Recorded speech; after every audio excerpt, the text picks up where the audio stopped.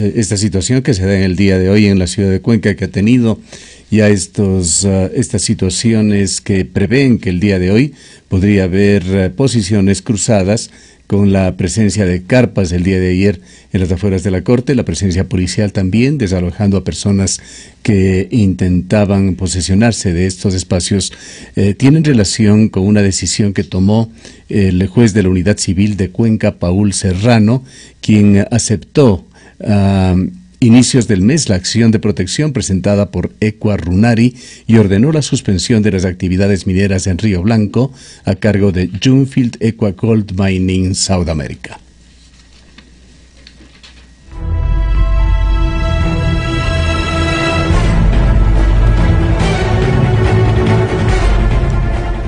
Las 7:56. Damos la bienvenida al doctor Henry Troya, viceministro del Ministerio de Minería.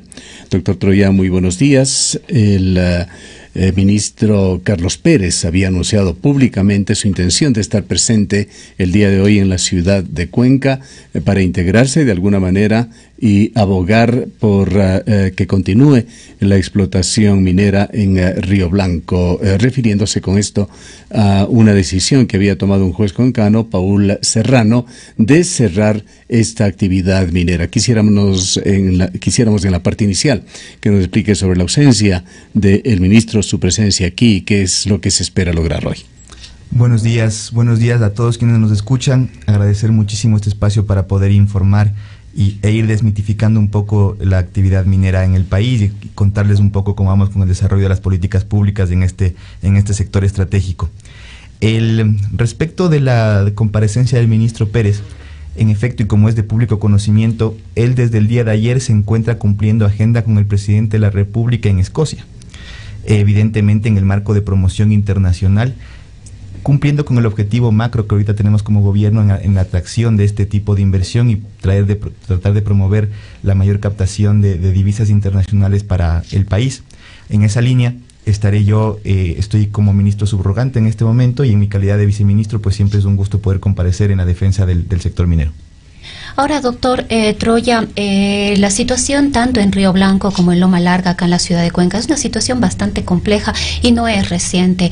La gente que está en contra de la minera ha hecho una serie de denuncias sobre cómo se han llevado estos procesos y la serie de vacíos y ausencias, como es la consulta, en este caso a la comunidad para la implementación de estos proyectos. Se espera todavía algunos estudios que deberán realizar las universidades, que conocemos está en proceso, tanto la Universidad de la SUAY como la Universidad de Cuenca, que si bien no van a determinar si es que existe o no contaminación, van a dar un estado de situación en este momento de las condiciones ambientales, del agua y de los páramos en estos sectores.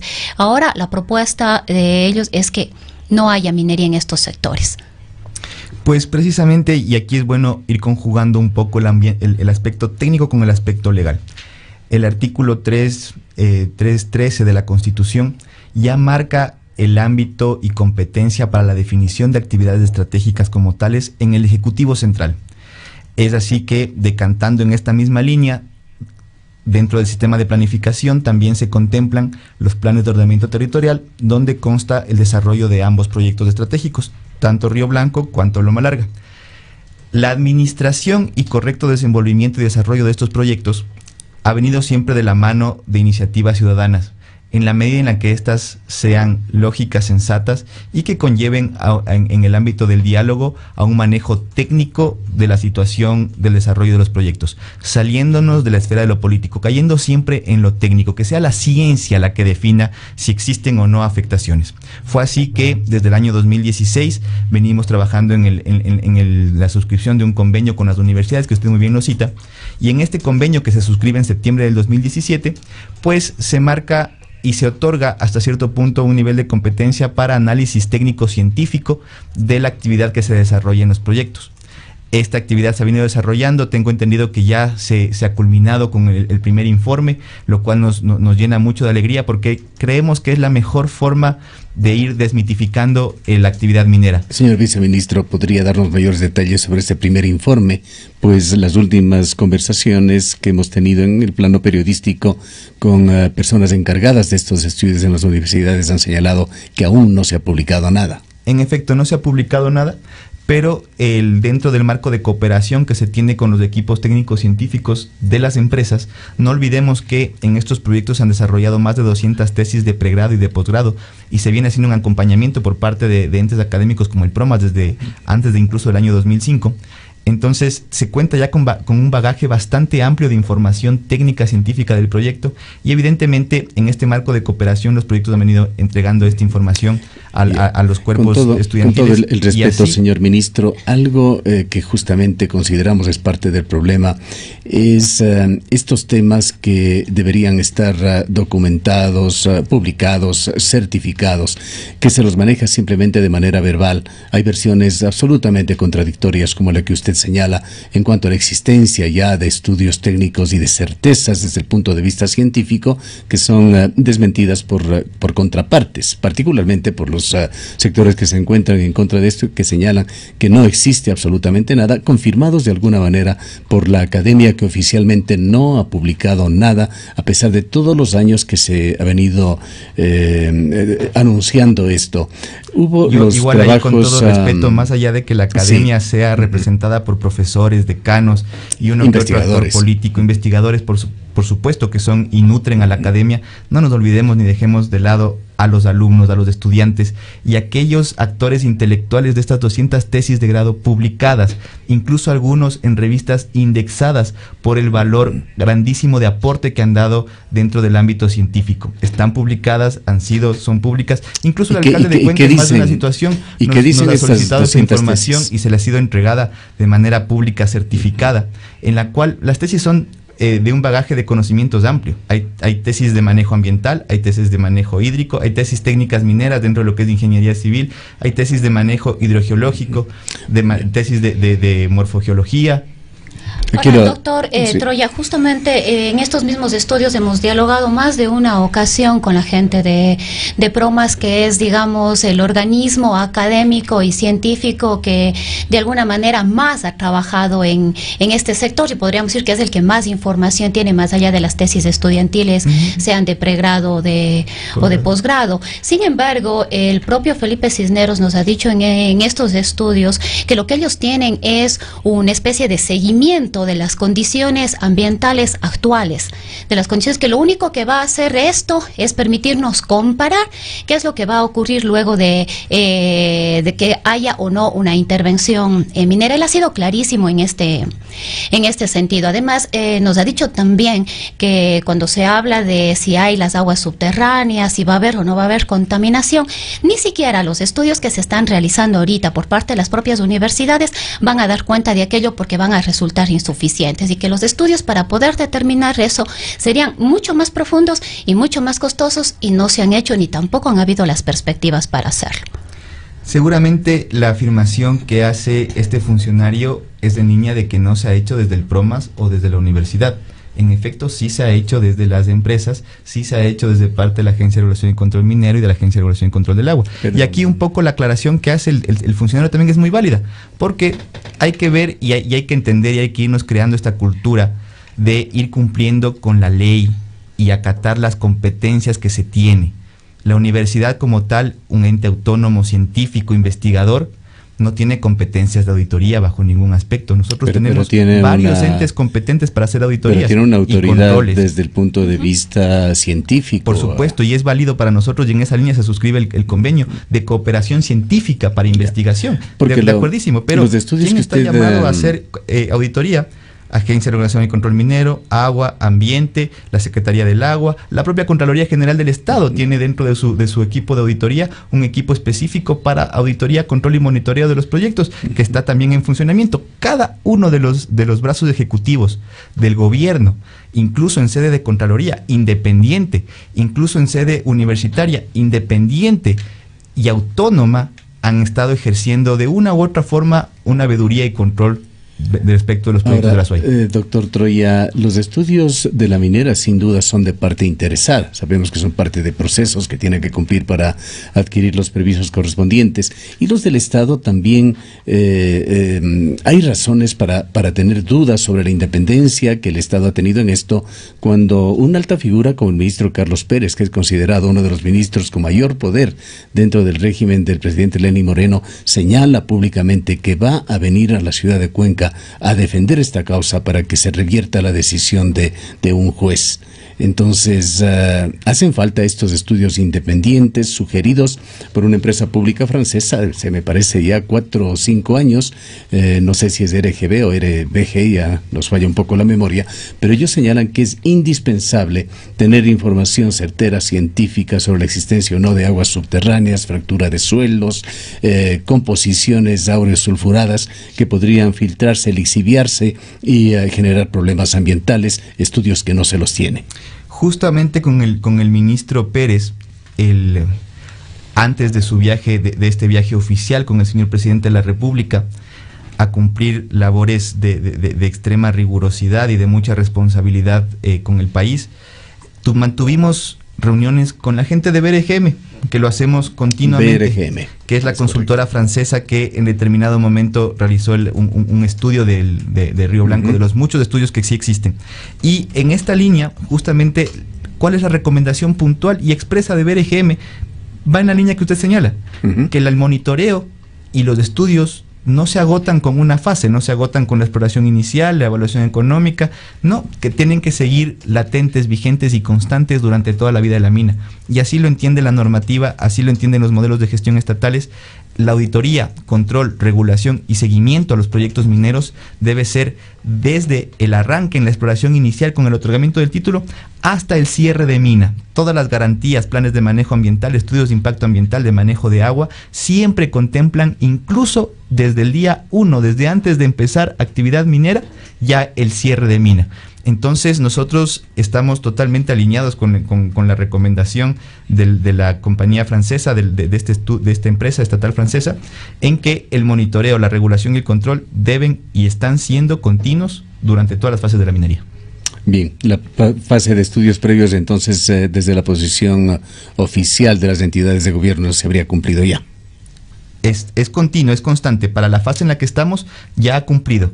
Es decir, para poder estar actualmente en fase de explotación y construcción de mina, se requiere estudio de impacto ambiental, plan de manejo ambiental, la correspondiente licencia ambiental y los correspondientes permisos de uso y manejo de agua. Sí, ya, están cumplidos. Pero hay allí otra debilidad desde el punto de vista legal. Antes de entrar en lo político, doctor Troya, en estos mismos micrófonos, el ministro del Ambiente, Tarcisio Granizo, en una declaración que le realizó hace aproximadamente 2 meses, reconocía que no se realizaron las consulta previa e informada, como dice la Constitución, de manera adecuada con los pobladores de la zona. Y este es el fundamental argumento que fue recogido por el juez Paul Serrano, que se lo pondrá nuevamente a consideración el día de hoy. Sí, nosotros como el que más respetamos el fallo del Poder Judicial dentro de la independencia de poderes que existe, y por eso presentamos nuestra apelación por estar disconformes con el fallo en la vía procesal que corresponde.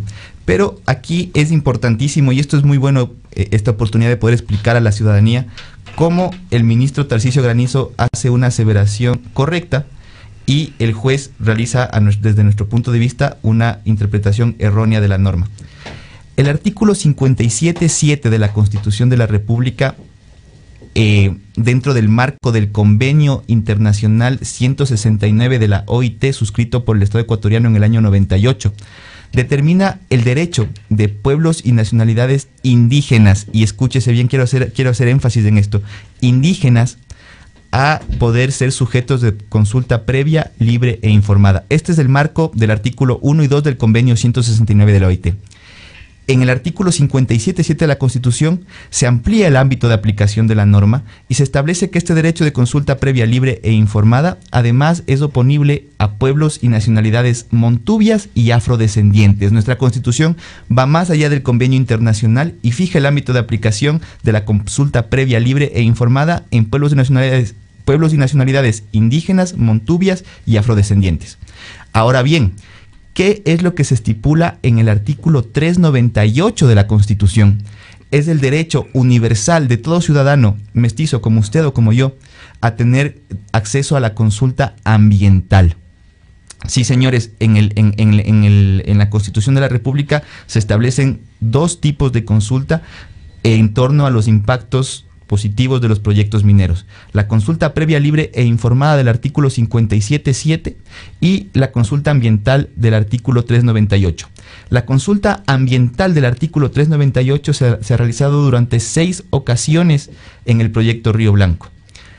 La consulta previa, libre e informada, establecido en el artículo 57, numeral 7, en efecto no se ha desarrollado porque no existe determinación antropológica de pueblos y nacionalidades indígenas, montubias o afrodescendientes. Esto es algo muy discutible. Y es ahí, no es discutible. No existen vestigios dentro del plan de manejo ambiental y estudio de impacto ambiental antropológicos que determinen si existen pueblos, nacionalidades o comunas indígenas. Claro, no existen los estudios, pero eso no quiere decir que no existan. Es a lo que me refiero.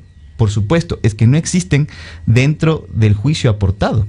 Porque obviamente que existen, y es así. Vamos otra vez al ámbito de las competencias. Tenemos un ente estatal, el Ministerio de Agricultura, encargado de la definición de pueblos ancestrales y sus territorios. Y es la certificación que hemos presentado dentro del juicio de que no existen pueblos y territorios ancestrales en las zonas de influencia directa e indirecta del proyecto Río Blanco. Está claro, doctor. Y por eso la sentencia manda a hacer consulta previa, libre e informada a campesinos mestizos, yendo por fuera de la norma. Entenderíamos entonces que estos son los principales argumentos que se intentarán sustentar el día de hoy ante la Corte Superior de Cuenca. Vayamos a otro aspecto de esto, a la decisión política del gobierno, señor viceministro.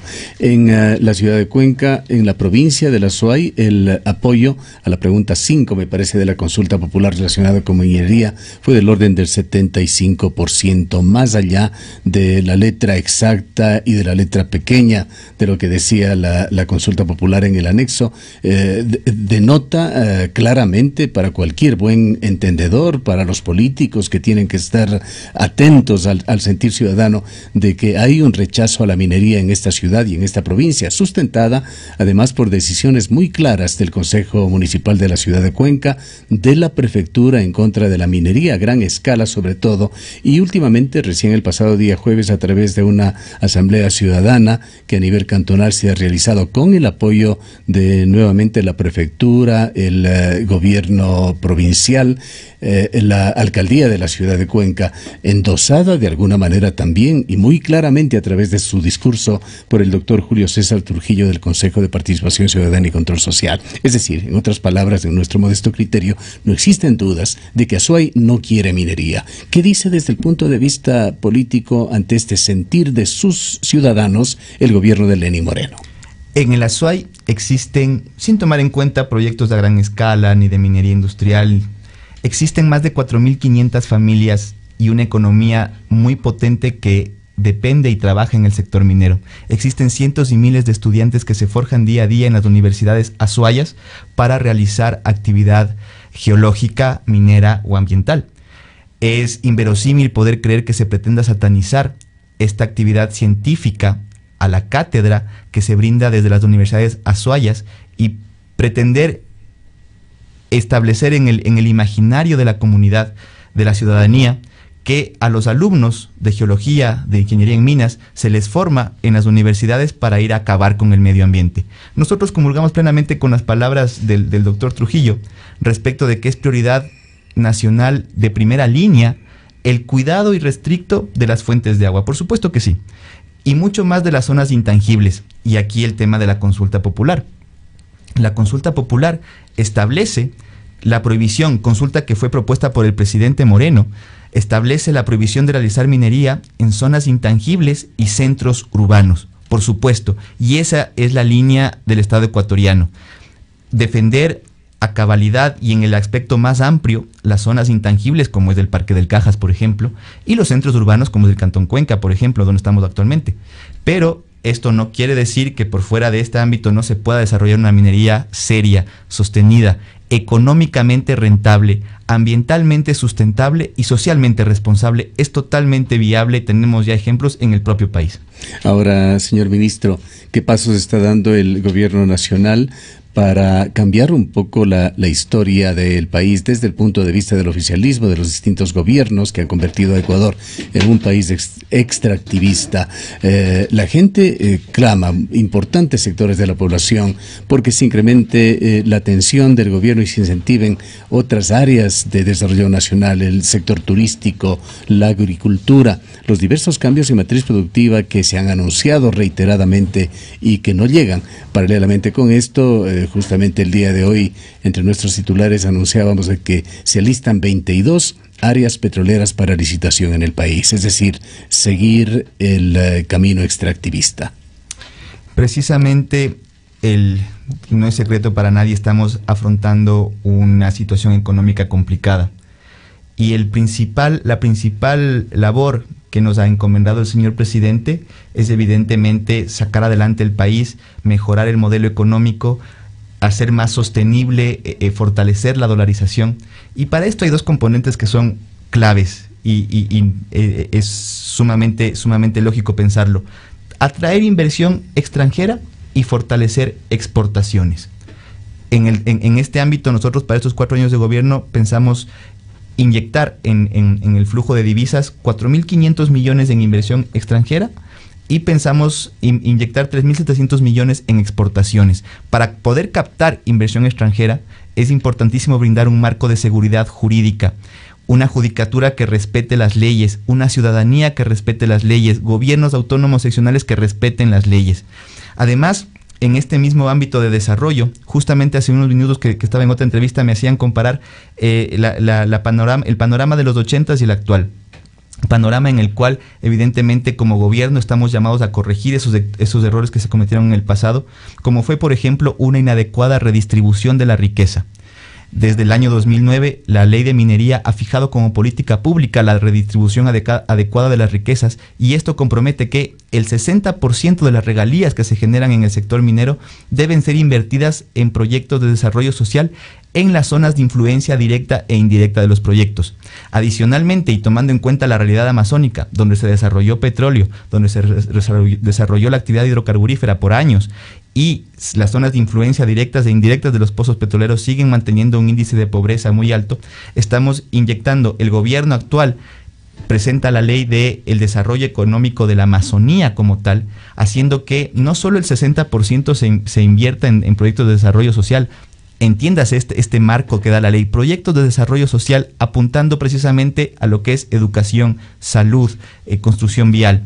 Y además el resto de la ganancia tiene que invertirse en el desarrollo de toda la provincia amazónica.